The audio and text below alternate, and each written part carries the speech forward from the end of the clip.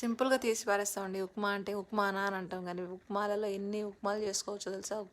సేమియా ఉప్మా చేసుకోవచ్చు, గోధుమ ఉప్మా చేసుకోవచ్చు, రాగి ఉప్మా చేసుకోవచ్చు, ఓట్స్ ఉప్మా చేసుకోవచ్చు, జొన్న ఉప్మా చేసుకోవచ్చు, ఎన్నో ఉప్మాలు చేసుకోవచ్చు. నేను చేసిందైతే సేమియా ఉప్మా.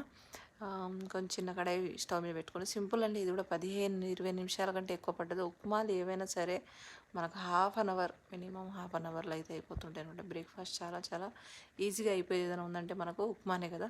ఉప్మా తినని వాళ్ళంటూ ఎవరు ఉండరు. సింపుల్‌గా మనకు ఇంట్లో చేసుకోవచ్చు ఈజీగా. నేనైతే సేమియా ఉప్మా చేశాను. సేమియాలంటే మనం సేమియా చేసుకుంటాం కదా పాయసంలో.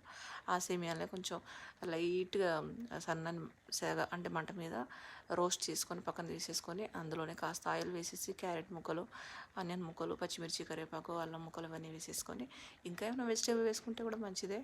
హెల్త్‌కి మంచిది కాబట్టి అవన్నీ వేసేసుకొని మంచిగా రోస్ట్ అయిన తర్వాత అంటే కొంచెం వేగిన తర్వాత అందులోనే కాస్త ఈ రోస్ట్ చేసిన సేమియాలు అందులో వేసేసుకొని వేడి వేడి నీళ్ళు పక్కనే వేడి నీళ్ళు పెట్టుకున్నాం కదా అవి కూడా వేసేసుకుంటే 5 నిమిషాల్లో సేమియా ఉప్మా రెడీ. యమ్మీ.